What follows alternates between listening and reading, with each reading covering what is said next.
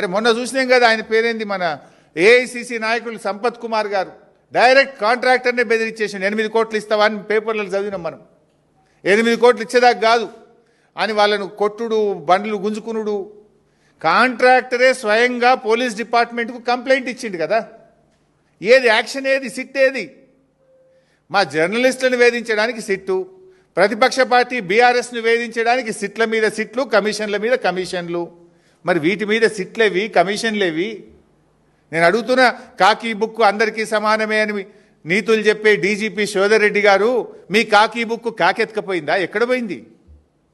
Contractor డైరెక్ట్గా police స్టేషన్లో complaint ఇస్తే ఇప్పటికి ఎందుకు అరెస్ట్లు అయితే లేవు? ఏమైంది కాకీ బుక్కు?